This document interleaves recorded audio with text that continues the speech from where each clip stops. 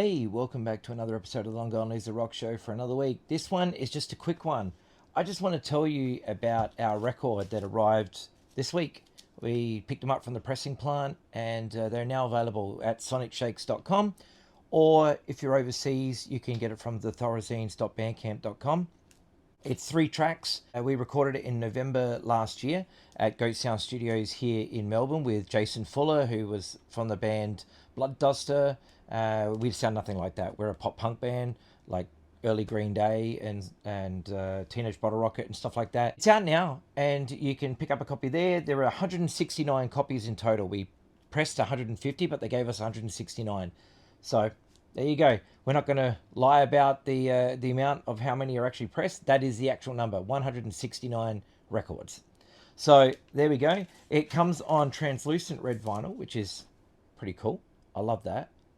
And you're probably wondering, like, hey, I think I've seen that record before. You haven't, but you'll be mistaking it with the single by the band Shock, which is who we are paying tribute to with this cover, because this is one of the greatest punk singles ever. It's called This Generation's on Vacation, and it's also on translucent red vinyl.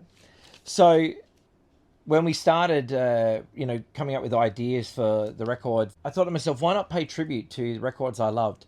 And so this one was one that was, it's always being played here. I'm always listening to this single. I love this record so much.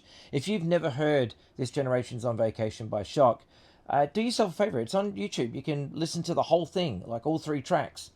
And so there you go. We wanted to do a homage to them, even though we don't cover any of their songs or anything. It's just a homage in the way that the cover looks. The back of the record, it's kind of similar, but not really. We still have a pixelated photo, and the back with all the details is kind of similar. We tried to keep the aesthetic, as close to the original as we can.